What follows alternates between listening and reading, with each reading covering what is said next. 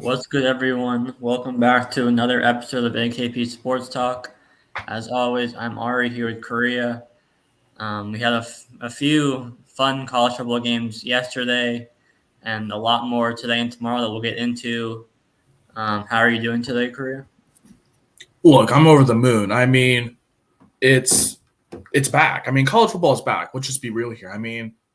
Great to see Pitt and West Virginia battled out yesterday in the backyard brawl. Penn State and Purdue, that was also close. We're gonna get into those in a little bit, but it's good to have that electricity back. You see the crowds, just stands are filled with students and fans. It's just great to have college football back, and we're less than a week away from the beginning of the NFL season. We did it. We're in September, so it's just amazing, how time has just flown by. Like as you said, like we started this in February, and here we are in September, getting ready for the upcoming NFL season and college football season that already got going. So I'm doing great. I'm doing fantastic. Yeah, this is actually our 60th recording, which is pretty crazy that we've already done that many. But yeah, so we'll just get right into the West Virginia Pittsburgh game. I think we'll start off with pretty close game throughout the way that ended with the crazy pick six for Pittsburgh. Something happened. Yeah, this is big breaking news. The College Football Playoff Board of Managers has decided to make the 4-team playoff a 12-team playoff. The vote was starting this year. I think that's starting, I believe, 2024 or 2025. Oh. But since we're on the topic, 2024. So this is for a couple years, but we're going to get into that in a little bit. But let's go into that West Virginia pick game first. Ari, what were you saying? Sorry. Yeah, you're good. I think, it's a backyard brawl. I think we all expected a pretty close game, and that's what we got the whole way. JT Daniels had 214 yards passing, 2 touchdowns, 1 interception, and the one pick was off the receiver's hands that resulted in the game-winning pick six for Pittsburgh. West Virginia had C.J. Donaldson kind of come out of nowhere, 7 carries, 125 yards. He had a couple of big stiff arms and some huge runs, including a 44-yard run. For Pittsburgh's running game, he was expected to beat Israel. Banaconda was supposed to be the lead back, but he struggled to find any running room behind the offensive line. But they had Rodney Hammond, who took 16 carries for 74 yards and 2 touchdowns. The leading returning receiver for West Virginia was Bryce Ford Wheaton, who led them with 2 touchdowns, 9 catches, 97 yards. It was clearly both teams didn't like each other, and that was pretty clear. There's a number of not fights, but small scuffles that led to some unnecessary roughness and penalties like that. Curry, did you get a chance to watch this game, and what did you think of it? Yeah, I got to watch that whole backyard brawl, and that was definitely a game of the year. Yes, it's super early. There's only been a couple games to we know that, but I gotta say that's really up there with one of the best games of the year. Definitely just a back and forth kind of backyard brawl. You mentioned it. These two teams haven't played each other since I think the year 2009. So it's been a long time since Pitt and West Virginia have played in the backyard brawl. And what a way to kick it off. Week 0, both teams have not had any wins or any losses. So this is truly the first time you get to see these two teams play. And look, I was here for the entertainment. JT Daniels, he tried his best. He had a decent game. Keaton Slavis, I feel like Keaton Slavis definitely I don't know. I feel like Slavis definitely struggled in this game throughout the first half. Kind of how he struggled at USC. A lot of sacks for that Pitt offensive line. That's definitely one thing they're going to have to adjust heading into game 2, heading into the regular season. But when you look at how this game ended, that pick six, the whole Pitt crowd was going crazy. They were screaming. It was a great atmosphere to see. But yeah, this is just the beauty of college football. And if it wasn't for one interception, I feel like just a few incompletions, I feel like JT Daniels really, put himself on the main stage, really being able to complete. And then if it wasn't for just a few inches off the ground, who knows what would happen in that game? Probably forcing overtime or whatnot. But I got to give respect to that West Virginia defense. We talked about a lot of missing pieces for West Virginia, and they got to Keaton Slavis more than 4 times. So I got to put respect on that West Virginia defensive line. And then we got to talk about the run game. I mean, C.J. Donaldson for West Virginia, that man was running through 7 carries, 125 yards. He was running through that Pitt defense, a Pitt defense that we talked about as well. So obviously it's game 1, and it was a lot of high intensity, but Pitt walking away with it at the end, definitely a good mark for a team that, is supposed to be contending in the ACC, a weak ACC now, not as strong as it used to be. But yes, I definitely loved seeing those two teams play. You got to shout out Keaton Slavis at the end of the day. He completed most of his passes, threw for over 300 yards. And yeah, definitely a great way to kick off the 2022 college football season, in my opinion. Yeah, and it was in front of 70,000 people. So then basically the entire stadium was packed too. Definitely an electric atmosphere. But Pittsburgh starts the season 1-0, and West Virginia 0-1. I guess we can get into the Penn State Purdue game next, which is the other kind of big game on the night. Another crazy game where it looked like a pick six. Might have won it for Purdue, and then Penn State comes back and takes a lead with a minute left. That ends up being the winning drive. We talked about both teams had their quarterbacks returning, but they're missing their best receiver from last year. And the first quarter, that looks pretty evident with only 3 points combined. And then the rest of the game, both teams just kind of exploded from there. Sean Clifford had 4 passing touchdowns for Penn State. Aiden O'Connell for Purdue only had 1, but they threw for over 350 yards.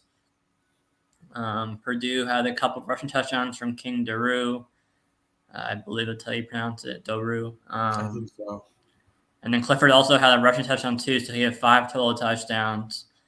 Receiving, Charlie Jones for Purdue, 12 catches, 153 yards, and a touchdown. And then Penn State had 4 different receivers catch the touchdowns from Clifford. Just to kind of, after the first quarter, a super high-scoring electric game that came down to the wire that, was pretty much close the entire way. Crew, what was your kind of takeaways from this game? Yeah, one of my main takeaways was the fact that Sean Clifford is trying to make his name in this Big Ten. Yes, he threw. He was all 5 touchdowns pretty much. He threw, I think, completed about, I want to say almost a little over 50% of his passes. So you can't ask much for 4 TDs. Obviously, the game-winning one right at the end on that 1st and goal with about a minute left in the game, and then right before halftime, that 67-yard completion. I think it was with Brenton Strange or whatever his name is, to give the Nittany Lions an 11-point lead heading into the half, just for that to pretty much go away in the 3rd quarter. But this is definitely some Big Ten football, back and forth. Great to see Gus Johnson on the call too, getting electric, with that big pick 6. I think it was like a 70-something yard pick 6, and then Sean Clifford, the game-winning touchdown, just that electricity. That was great to see. Purdue is definitely going to be a team that is going to be giving a bunch of these teams a rough go. I mean, like a Michigan State or a Michigan. I feel like Purdue is one of those teams that's going to give them a lot of, competition and may not make it like an easy route as a lot of people have predicted for this Purdue team. And I got to give credit where it's due. Purdue played with their hearts out. They were packed as well. I think that stadium was pretty filled, if I remember it as well. But, the Purdue offense, you mentioned it, kind of, a little lackluster. Aiden O'Connell, he tried. He threw for almost 60 passes. So I remember I was watching it, and then Purdue's offense, they weren't calling it an air raid. They just love to throw the ball and use Aiden O'Connell. So I feel like that's going to be one of the bigger things for Purdue this season. Are they really going to use Aiden O'Connell all that just to come up short in some of these close contests? And that's something they just got to think about. But overall, I think it was a great, week 1 game in the Big Ten as well. It was two middle of the road teams trying to find, who they were. We talked about that battle at the line between the Penn State offensive line and then the Purdue defensive line. That was a good battle in the trenches as well. But Yeah, great game, great back and forth atmosphere for Pitt and Penn State, and then the silencer at the end with about a minute left in the game. But yeah, I loved to see a explosive offense in the second, pretty much throughout the second quarter and second half. After we said, let's take the under, but well, that's just how college football is sometimes. I mean, literally, it'll be 3-0 at the end of the first quarter, and the final score will end up like 49-44 sometimes. It's something like crazy like that. But yeah, great to see Penn State pull away from this one on the road in a pretty big environment in Purdue. I wouldn't have said that, but like I saw Drew Brees was at the game. You saw all the fans in the crowd. So definitely a big road win for a good Penn State team. Yeah, and the spread was 3.5 in favor of Penn State, so they covered that literally last minute for that regard. But one other game I just want to touch on real quick was the Oklahoma State Central Michigan game. It seemed like the first drive of the second half, Oklahoma State scored, and they're leading 51-15 at that point, and the final score is 58-44. So Central Michigan really dominated the second half after that first drive. But Spencer Sanders for Oklahoma State accounted for 6 touchdowns, 4 passing, 2 rushing. He threw for over 400 yards. Braden Johnson had over 130 yards receiving and a touchdown. This Oklahoma State offense seemed electric, but the defense is still, a big concern, clearly. But I know Spencer Sanders was kind of like a dark horse Heisman candidate for some people, so this was a great start for him. Corey, was there anything from that game or any other game yesterday that you wanted to talk about? Yeah, I mean, this was the game I was going to get into. I mean, you look at a team like Central Michigan, and you see them down 51-15, and you start to get a little comfortable. Okay, it's like still early third quarter, but they're up by 36. They're chilling as long as the defense holds. Well, that's going to be one of the bigger questions for Oklahoma State in this Big 12, who obviously has a lot more offense to bring with what's going on in Texas with Quinn Ewers and Bijan Robinson. And then you have Oklahoma and, the rebirth of Dylan Gabriel. I feel as if Oklahoma State definitely got exposed. And that was one of the things I was going to mention. Definitely their defense got exposed. I mean, they made Daniel Richardson look like a Heisman quarterback. That man flew for 400 yards and 4 touchdowns. You can't ask for a quarterback in their first game in the regular season to do that, completing over 50% of almost 60% of his passes. So you really can't ask for that much. I mean, I knew it was definitely going to be a high-scoring game. That's kind of how Oklahoma State wins on the offense. The over hit at halftime in this game. Yeah, I knew this was gonna be high scoring because Oklahoma State loves the offense, and when the over hits at halftime, I mean you're cashing in for all those people who got the over. I mean they talking about crushing the over. I mean scored over 100 points, but yeah, this is definitely something to be worried about for Oklahoma State fans. I feel as if their offense is not going to be able to compete with other offenses in the Big 12 that have more star power and more big names to them. And if you're making Daniel Robinson, no disrespect to this man, but if you're making Daniel Robinson look like a Heisman quarterback in your first game, I feel like there's definitely some big issues on the defense that you really need to address. But in the end, Oklahoma State did win. They won by 14, but still very, very nerve-wracking when you saw how much they were up by. I mean, they were up 51-15 within the third quarter, at the beginning of the third quarter, and then all of a sudden they get outscored 29-7 the rest of the game. So definitely maybe it's pedal off the metal, mentality, or I don't know, but definitely something to really be cautious if you're really either betting on Oklahoma State or see success for this Oklahoma State team in the future. That's my opinion on it.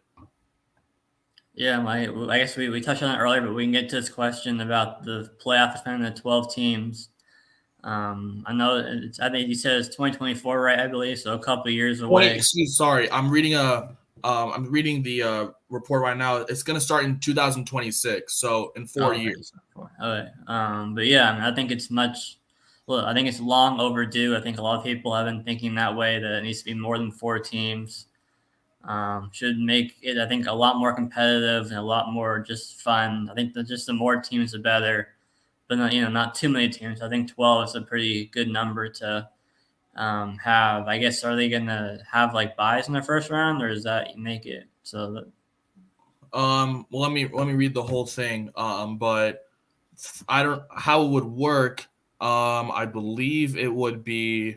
Well, I mean, there's really not any like formation of the bracket, but I would assume it would probably be top four teams get buys. Maybe have like I think it would be like a 5 versus 12, 6, 11, 7, 10, 8, 9 That matchups, makes sense. and Yeah. then have like the one play like the winner of 8, 9, two play the winner of like 7, 10. I'm hoping that they would do that, but I mean personally, I mean us college football fans, we've been claiming for this since like 2000 and like when it first came out. Because when it first came out, it was cool. Like, okay, not the top two teams automatically going to the championship game. Okay, cool. There's 4 teams. Finally, there's at least more than 2 teams making it. And then all this happened, and then okay, 4 is too little. Now we got to expand. How much are we going to expand it to? People were saying 8. People were saying 12.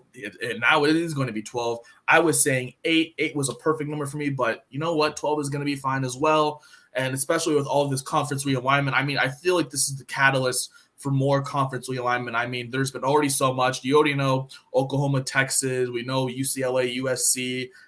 I'm hearing that Washington and Oregon may be in talks with the Big Ten. I'm also hearing that I think ASU, U of A, and then alongside Colorado and Utah to the Big 12 potentially. I've heard Cal and Stanford linked to the Big 10 as well. So it's just going to be a catalyst. I feel like this is the catalyst for a lot of conference realignment heading into the next season. And I feel like that's going to obviously take effect in 2026 when everything is unraveled and when we have Maryland playing UCLA in a conference game. Oh, good Lord. But I feel like this is finally happening. All college football fans are fun. I feel like a 12-team playoff is going to be good, but I don't know. Like you said, like it's just because there's been so many discussions about who's in and who's out, and that's kind of the one thing now every single year about the college football playoff is that it's so limited to 4 teams that you have like a team like a team, for example, the whole UCF incident. I mean, you have a UCF team who was on the rise, one of the best teams in the country back in that 2017 season, just come up short because of who they play, and that's just unfair. But then again, all this conference realignment, UCF. I mean, the most recent one, BYU, UCF, Houston, and I believe Cincinnati, they're all moving to the Big 12 next season. So it's just the catalyst for all this conference realignment. I mean, I love it, but at the same time, like I know there's just going to be more realignment, and I agree with what Gabriel said down there. He said college football is not going to be looking the same in a couple of years, and I agree. College football is already not going to be looking the same next year because BYU is going to be playing conference games every year. Like that's already something new. Like UCF versus Oklahoma will be a conference game. Like Houston versus Baylor. Cincinnati will have to travel all the way to Waco, Texas to play Baylor. Like that's what I'm saying. Like it's already going to change. And then the 2 years after that, we're going to have UCLA versus Rutgers in a conference game. Like that just sounds crazy to me. But this is just kind of how it is. I feel like because we've been clamming for so much opportunities for these group of 5 teams or teams that don't really have a chance, and now they're playing in conferences that are going to give them more of an opportunity to make it. I feel like I feel like the college football playoff expanding is a result from all the realignment that has happened so far and what is going to be happening soon. So, I mean, at the end of the day, I'm glad that they finally expanded it, but when you really think about it, like, is it good? Like, in terms of where college football is going, is it really good for the sport? So it really makes you question whether or not the sport is really changing for the better. No, yeah, I completely agree. There's definitely lots of variables and different kind of ways to look at all these changes, but I think at the same time, a lot of the change was kind of inevitable at some point. And then Gabriel saying it's going to be extremely fun next year for sure, but can you imagine the war the networks will have over the college football playoff right in 2026?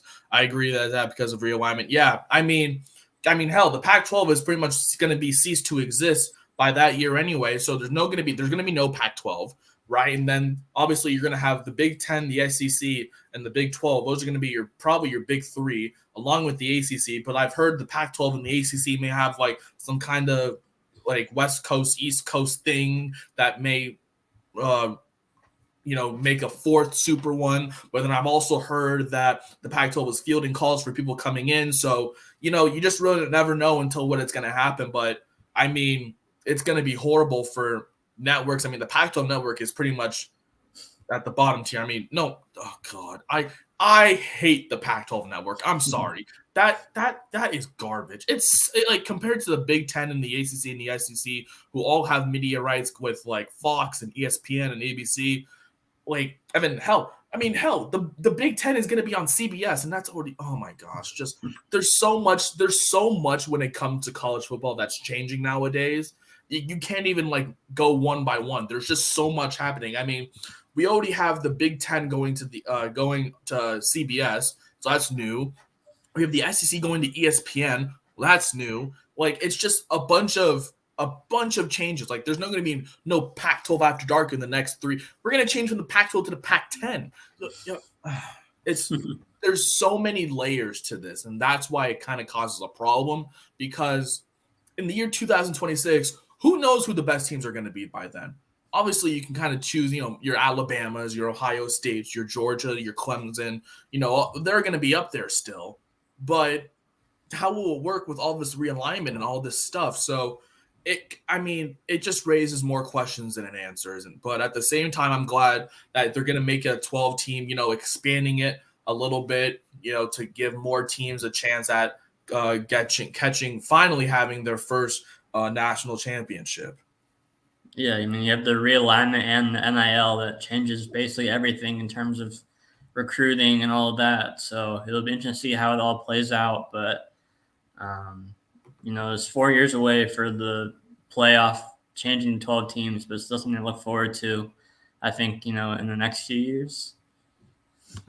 Yeah, we'll have more information on that for you guys probably in the next maybe a couple days, as playoff brackets will be formed in terms of who will be playing who in that college football playoff in 2026, and brackets and structures and where it will work. Obviously, since most of the college football playoff is on bowl games, we'll figure out how that will all work out as well as the new comes out. But we're going to transition here from college football. Enough about college football here. We've been talking a lot about college football. And from the past to the future, we're talking about what's happening this weekend. We still have a few games that are happening. Well, one really that's happening today, and it's Michigan State, number 15 in the country, versus Western Michigan. I mean, look, it's a great in-state rivalry. Obviously, Western Michigan, they had, I believe that was that 2016 season where they were the best group of 5 team. They went to the Cotton Bowl. It was a great story, but ever since then, really not much in the MAC conference, the Mid-American Conference. And then Michigan State, obviously, they're coming off a very successful year. That program, a Peach Bowl appearance, I believe a Peach Bowl win as well against Wake Forest.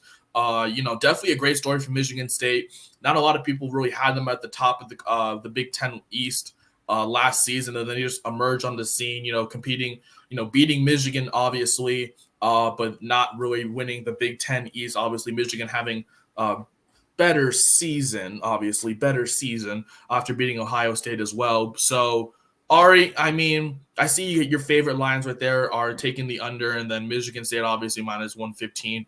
What are your thoughts about this coming game tonight? Or the minus 115 is the line for the under 54. So that's the line for that. Michigan State, I think, is a minus 21.5 point favor, but I like the under more than that spread. Just because Western Michigan, they're basically starting quarterback with no experience. I think Jack Salopek, I think is how you pronounce it, is expected to start for them, and he attempted 5 passes, last season. So you combine that with the wide receiver room that has no experience. They lost Sky Moore, who was their best receiver from last year. Their leading returning receiver is Corey Crooms, who was second on the team in both yards and touchdowns last season. Other than him, they have a couple of transfers with basically no experience to go along with 3 redshirt freshmen and 1 sophomore wide receiver. So they have a starting quarterback with little experience combined with the receiver room with little experience. But their bread and butter is in the run game. They return their 2 leading rushers. Sean Taylor led them with over 1,100 yards rushing last year. He was second in the MAC conference. And then Ladarius Jefferson added in over 830 yards rushing. They were a top 16 rushing team in the country last year, so they're going to look to, I think, kind of grind the clock and kind of, establish the run game. But on the other side, the strength of Michigan State is against the run. They were a top 20 run defense last season. And they returned 5 of their 6 leading tacklers, along with an experienced defensive line. The pass defense is where Michigan State struggled last season, but I don't think that'll be an issue this year or in this game against an inexperienced Western Michigan passing attack. And then offensively for Michigan State, they of course lost Kenneth Walker, who was their best offensive player from last year. They returned the starting quarterback, but I think they're going to score a decent amount, but I think they're going to have to score 35 to 40 plus for this game to go over, I think. So I think just how well their defense matches up against the strength of Western Michigan's offense is the biggest kind of factor for me, leading the under here, as well as Michigan State losing their best offensive player from last year in Walker. Yeah, I was about to say Kenneth Walker going to the draft last year is a big blow to that Michigan State offense. That was kind of the real reason as the Michigan State offense really succeeded last year was just because of how they really used Kenneth Walker to be the Heisman candidate that he was, running through opponents, making his national stage. But yeah, this Western Michigan offense, I don't believe will be doing any big things against Michigan State's defense, which is obviously one of the best in the nation in terms of the run. And obviously, they were turning a bunch of their starters right there on that defense. So I feel like, definitely taking the under is definitely smart in this game because Michigan State, they lost some offensive weapons, but, definitely still have, I believe, what is it? Thorne? Is that the quarterback or who's the starter from Michigan State? I forgot his name. Oh my God. What's his name? Oh my gosh. People are going to hate me. Yeah. Peyton Thorne. Yeah. Yeah, that's what it is. Yeah. Peyton Thorne. Yeah. I definitely feel like he's gonna, definitely rely on. They're definitely gonna see a lot more of his arm in this game, but definitely Michigan State's gonna easily win this game as well. I feel like for this Western Michigan team, obviously in the Group of 5 conversation, definitely had a respectable season last year, finishing with a bowl win against Nevada. I think it was in the Quick Lane Bowl. So, I think it was one of those, Christmas holiday ones. So that was, great program to see, great win. But, Michigan State is a mighty horse in this Big Ten East division. And I feel like this defense will just be too much for an offense that's still trying to figure them out after losses like Sky Moore, excuse me. So I definitely agree with you. I'm definitely taking the under on this game. But we're going to look to Saturday because obviously Saturday is the big. I have one more game I was going to go over from today. Oh, okay. Well, we got one more game. Excuse me. We got Illinois, Indiana. This is a classic Big Ten matchup tonight. And I believe this is on the road in Indiana. Indiana, big story. They lost Michael Penix Jr. to Washington in the transfer portal. Illinois, they're coming off a win last week, a dominant win, against a struggling Wyoming team. All right, I see you're taking the money line plus 100 right there. What are your thoughts on these two teams? Yeah, you mentioned Illinois' win over Wyoming last week. Obviously, the competition, you want to take it, with a slight grain of salt, just given the competition, but it was still a good, impressive debut for Illinois for Tommy DeVito. He didn't take a sack or a committed turnover, which I think was big. The offensive line looked really good. And then you had Chase Brown in the backfield who rushed for 151 yards and combined for 3 total touchdowns. Last year, Indiana ranked number 9 in total defense in the conference. In the Big Ten, number 11 in pass defense, number 9 in run defense, and last in scoring defense. So I kind of like Illinois to kind of have another pretty big offensive performance here today.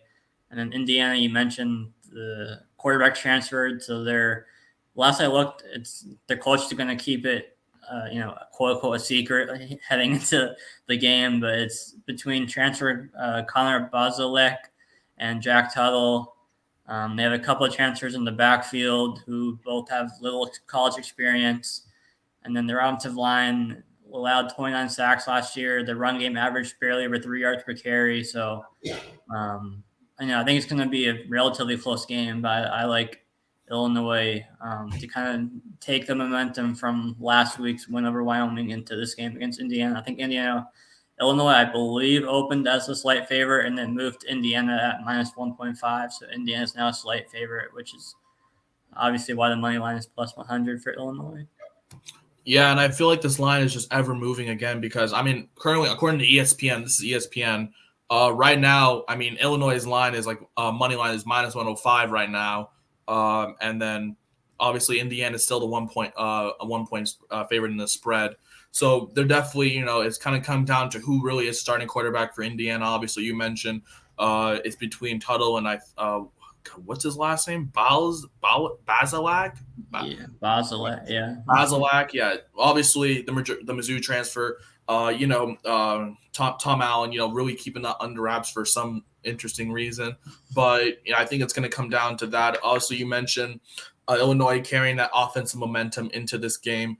It's definitely going to be interesting to see how Illinois uses their offense. Obviously, probably going to be through Chase Brown, the running back for Illinois. He topped the 1,000-yard mark last season. You mentioned Indiana struggled on offense, ranking 9th total defense. So that's definitely going to be one of the big things that'll lift Illinois in this game. I feel like this game is going to be really close as well. Just looking at the stats, I definitely feel like Indiana may have the slide edge just because it's a home game, first home game for the season. But you really don't know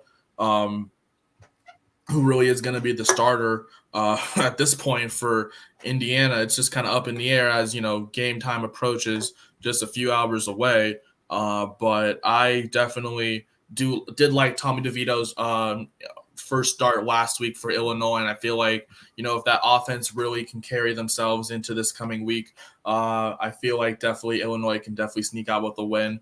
But one of the key matchups I believe is definitely going to be whoever the starting quarterback will be for this Indiana offense against the secondary, which pretty much shut down Wyoming all of last week. So I feel like it's definitely going to be something to really note heading into this game, whoever the starting quarterback will be for the Indiana Hoosiers. Definitely going to be a good game. I definitely see Illinois right now winning as well, just because of the comfortability with that team already getting one win under their belt and using that momentum to ride into week 2. So now I guess we can kind of take a look at some of tomorrow's games. We have a lot of really, really good top 25 matchups. Oregon, Georgia. Though Georgia's a 17-point favorite. We have the debut of Bo Nix, right? I believe at Oregon. And then we got Cincinnati, Arkansas. Utah, Florida should be a good game. Notre Dame, Ohio State closes it out at night. Kariba, what was one of those games that you kind of wanted to touch on? Obviously, Notre Dame, Ohio State is going to be one of the key ones. You have 2 top 5 teams in the first week facing off each other. Wow. And Notre Dame, obviously, everyone clams them for not playing, good opponents or hard opponents. You're going to the Horseshoe week 1. That's big respect. So I feel like if Notre Dame could pull out a win in the Horseshoe in Columbus Saturday night, then I feel like Notre Dame should automatically be in the playoff contention talks right there, because that's a big quality win on the road. Yes, it's week 1, but still, that's a big quality win against the top number 2 team in the country. So that's one of the games I'm definitely going to highlight as well. Also, you look at Oregon, Georgia. Dan Lanning, former DC of Georgia. Bo Nix, former starting quarterback at Auburn. They both know Georgia. They have seen Georgia. Dan Lanning has worked for Georgia, but Bo Nix has seen that Georgia defense many times throughout his time at Auburn, and I feel like that spread is a little too large. I feel like I'm not an Oregon fan. I went to Wazoo. I should be hating on the Ducks right now, but I feel like that spread is a little too far. I feel like I feel like Oregon will keep it a little bit competitive in that second half. I know the Bulldogs are going to win. I feel like Georgia, the more talented team, coming off a national championship win, first game in Atlanta, so all the home field advantage there. So I feel like Georgia will win, but I think Oregon's going to keep this one close. So that's one I want to keep my eye on. And then definitely you mentioned Cincinnati versus Arkansas. Definitely a big matchup for both schools. Arkansas, trying to be a really big contender in that that SEC West Division that has Alabama and all their star names like LSU with Brian Kelly in his first year. We'll get into LSU in a little bit, but I feel like for Cincinnati, definitely a big game for them. Obviously, coming off a very successful season, but we'll see how they do without Desmond Ridder now, with no Sauce Gardner, no Kobe Bryant. Those are the two. Those are like pretty much the three big names for that Cincinnati team, all going to the NFL. So, but I feel like if Cincinnati can really, find themselves, a star or maybe a couple stars on that team, who knows what they can do, obviously, after coming off a really bad loss in the college football playoff to that Alabama team. So I definitely would like to see those. Though I'm definitely going to be watching those three games as well. This may not be one that you want to watch for the win, but I feel like that spread between Utah State and Alabama, that's a little too high. That's a little too high. Look, Utah State is a respectable team in the Mountain West. They're coming off, I think, a top 2 finish in the Mountain West. They got to get respect on their name. Aggies, they got to get respect on their name. So I feel like Utah State will lose, but maybe by 20 or 30, not by 41.5. I definitely would think that Alabama's spread is not going to be covered there, but out of all the weak ones, and then the last one, Utah, Florida. Oh my goodness, what a matchup that's going to be. Obviously, I've seen Twitter. Florida fans are literally so against Utah. I don't know what the state of Utah did, but Florida fans, the city of Gainesville just hates Utah for some weird reason. I feel like they'd be hating, more on like Georgia or in Alabama or in Auburn. No, they hate Utah. They're like, who is this Utah team? Well, you're about to get introduced to that Utah team. That's dirty. I feel like this Utah team is definitely going to get the win here. Right now, the spread is about 3, so they definitely think, obviously, Utah's going to be tested in a very, very lethal environment in Gainesville. But, Cameron Rising is definitely up there as one of the best quarterbacks in the country for that reason, and all alone in the Pac-12. That defense is still going to be there, one of the best defenses within the Pac-12. So out of Saturday, look, you start off with Oregon versus Georgia. Wow, what a start to your Saturday, huh? And then you get to see later in the day, you get to see Cincinnati, Arkansas, great game. Finish off with Utah, Florida, and also checking in on Notre Dame, Ohio State. So those are my 4 games I'm definitely going to be watching on the Saturday. In those games, I have Ohio State at home, but it's going to be very close. I have Utah on the road by a field goal. I have Arkansas at home by a touchdown, and then I have Georgia, but I feel like that spread is too high. I think Georgia's going to win comfortably by 10, in what will be one of the best opening week ones we've seen in a while. Yeah, definitely a number of great, marquee games to watch for on Saturday. I think we kind of have to talk about our school's games as well. Just real quick, I'll start off with Arizona against San Diego State. Last year, I think it was week 2, these two teams played, and about 7 minutes into the game, it was 21-0 San Diego State. So it was over like in the first quarter.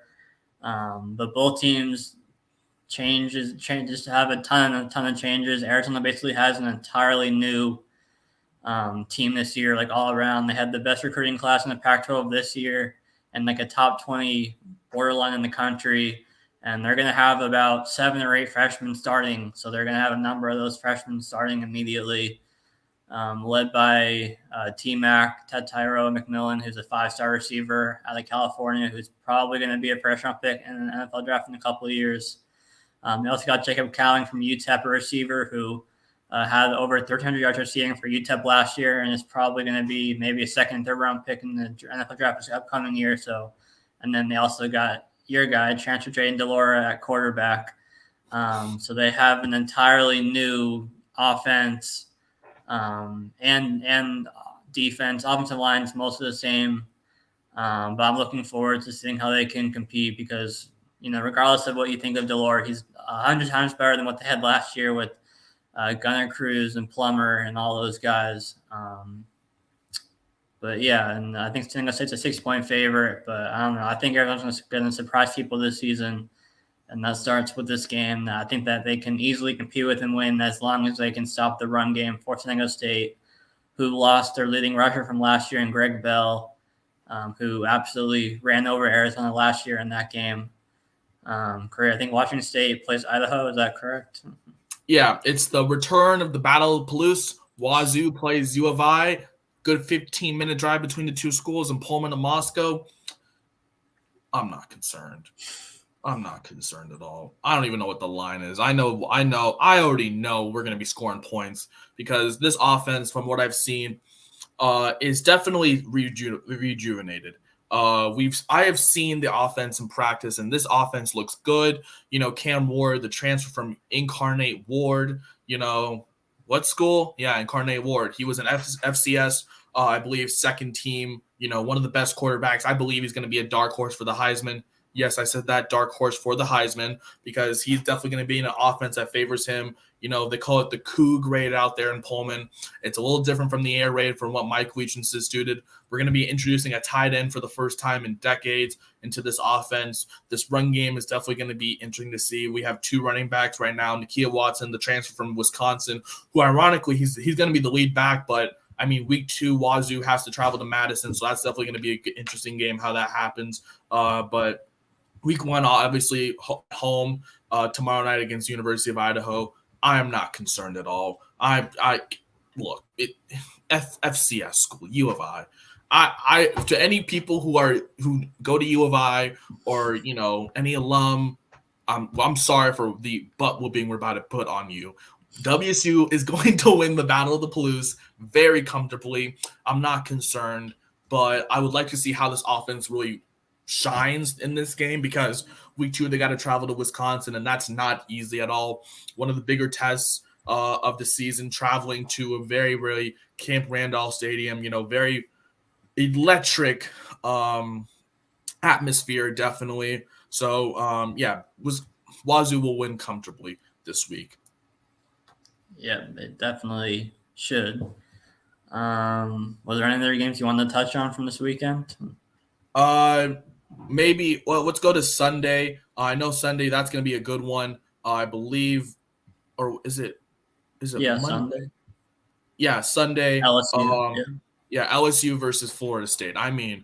Wow, talk about a matchup right there. That's going to be one of the more intriguing matchups of week 1. I feel like, this LSU team, and that game's in the Superdome, by the way, so it's in New Orleans, so not at LSU or Florida State. But I feel like this LSU game is definitely going to be really interesting because it's not like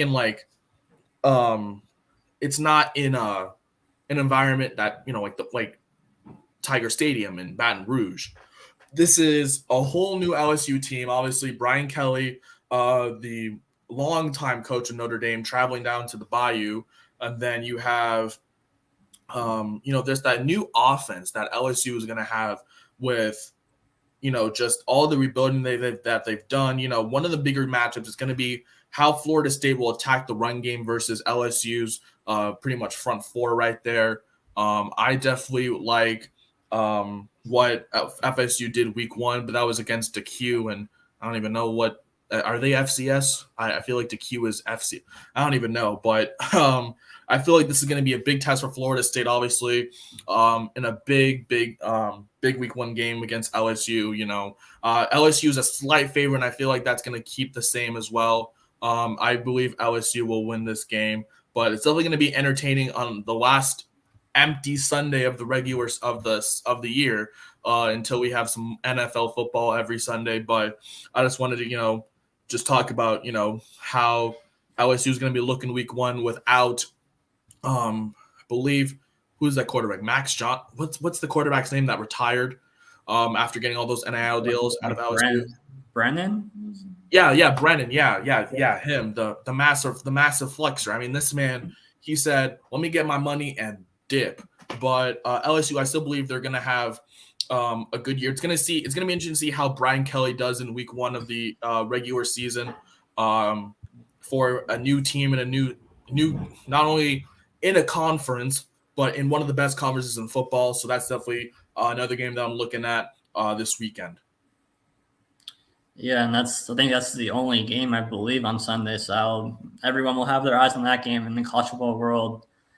We're not talking about baseball today, but I just saw that Zach Plesac was scratched for Cleveland today against the Mariners. So they're going to be starting a guy making his MLB debut against Luis Castillo. So that should be good for Mariners fans. See the smile on my face. But I think that will probably do it. Yeah, for the.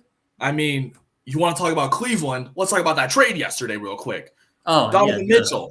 Big trade, big news coming out yesterday. Sorry, we almost forgot to talk about it. Donovan Mitchell, he is being sent to the Cleveland Cavaliers in exchange for Colin Sexton, Lauri Markkanen, Ochai Agbaji, the first-round pick, three unprotected first-round picks, and a couple of trade swaps.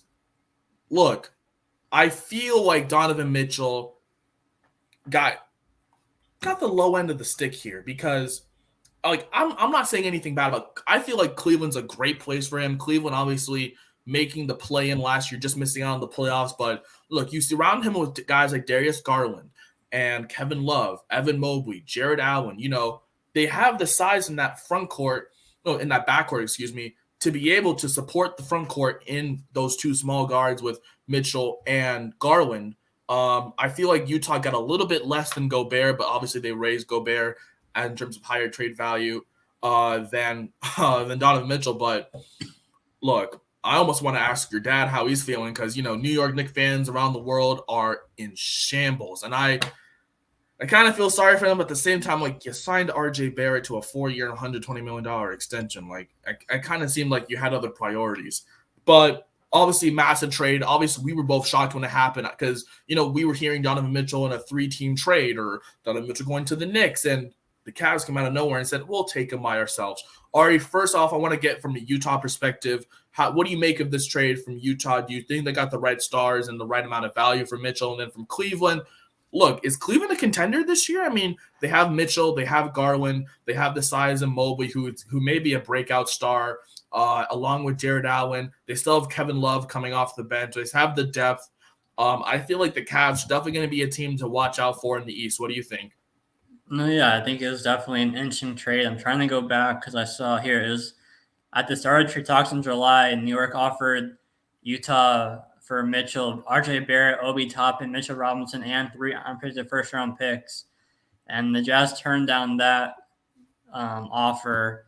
Obviously, that was before the Gobert trade. So that was before they knew that they were going to kind of completely blow everything up. But if we're talking, right now, I think this is the best offer that they're going to get from Mitchell in terms of return for Utah. I think the whole NBA world thought he was going to go to the Knicks. Cleveland was kind of in the rumors, a couple of weeks ago, but it sounded like they were kind of out of the trade talks maybe like a week or so ago. And so it sounded like it was really going to be the Knicks or no one.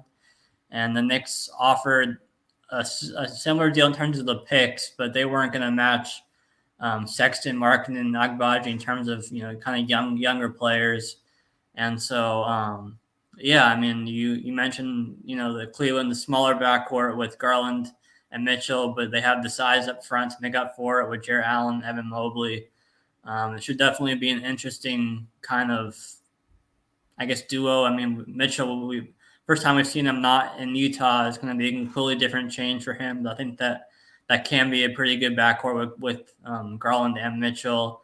But, I mean, the East is going to be super tough. So, I mean, I think they're going to be right in the middle, kind of in like the 5, 6, 7 seed. I feel like I don't know if they're going to be a top 3 or 4 seed. I mean, they could be, but it's going to be interesting to see how they kind of compare with someone like Toronto, kind of in the middle of that East standings.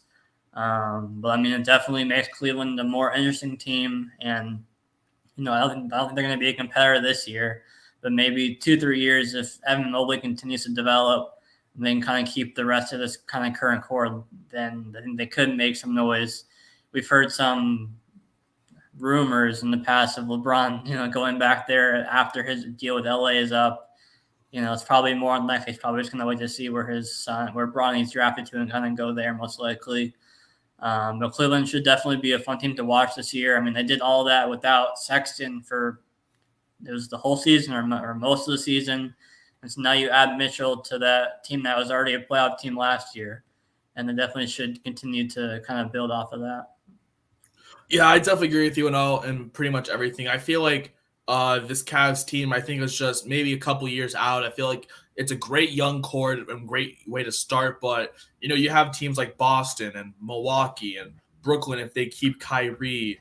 And, like those teams are just, I mean, look, you have Boston, who I think is a finals contender. Same for Milwaukee. The Sixers, you have them as well. We'll see what the Bulls may be doing, but I feel like the Cavs definitely took a step in the right direction. I feel like they could be in that 5 through 8 range in terms of the playoffs, but obviously you mentioned the East is just getting more and more stacked, and I definitely like the move on though just on a personal level, seeing Donovan Mitchell, kind of leaving that environment in Utah, and starting new fresh in Cleveland of all places, but. I mean, as you mentioned, you pair him up with Darius Garland in that backcourt, and I feel like the front court size will definitely make up for it with Evan Mobley and Jared Allen, as long as he can stay healthy. Obviously, his health was definitely a bigger question last year. So I feel like Cleveland definitely has the depth, and I feel like they have the cap space potentially to go after some big free agents in the upcoming years. We already mentioned LeBron, but at this point, I feel like LeBron is just playing until he finds out where Bronny's going to be selected, or Bryce, honestly, wherever both of them may go. He may play with one and the other and then call it quits after that. So it kind of depends on all of that. But, definitely a great start for a Cavs team that's really kind of try and turn around and say that they can win a championship without LeBron James on their team. And I feel like this is the best way of starting that right now, trading for an all-star shooter. But obviously, one of the bigger questions with Donovan Mitchell is, can he do it when it really matters? Because obviously, the Jazz have had great records and, been a top 5 team in the West for years. And Donovan Mitchell has not done it in the playoffs one bit. And I feel like that's kind of the one thing kind of plaguing his career is, can he do it when it matters? Can he get to the Eastern Conference Finals and kind of put a team on his back like he did with the Jazz? Because the Jazz, obviously, they had pieces, but the pieces weren't meshing well, obviously. And so I feel like if Donovan Mitchell really wants to take his game to the next level, he's going to have to prove it in the playoffs. But definitely a great start for him. I'd love to see how he does on a new team in a new conference as well. So that'll definitely be one of the more interesting things to see this upcoming season. We'll see how he and that team mesh in pretty much next month. It's already crazy that the season starts in a month in October, as we were talking about free agency already. But Ari, I feel this is going to be in the end of an episode. Do you have anything else you want to say? No, yeah, that was it. I think we did a good covering of the weekend games in college football. And, of course, on Monday, we'll kind of recap everything that happened on Friday, Saturday, and Sunday. I think that's it. So, thank you guys all for watching and listening. Please leave a like on the video, comment any kind of ideas that you guys want to talk about. We have next week, the NFL season is here. Next Thursday, we're less than a week away. So next week, we're going to have a bunch of NFL content. We're going to do our season predictions, going kind of week by week, predicting every game. We'll probably just kind of cover all the other NFL news. We're going to have all the injury reports come out, next week for players heading into week 1 as well. So we'll kind of cover that. We have people, players like Michael Thomas, Cam Akers, although Akers returned their practice. But, there's a number of players kind of who are going to be questionable. Zach Ertz as well heading into week 1. So we'll cover all the practice reports as well heading into the first week, as well as our predictions for the season.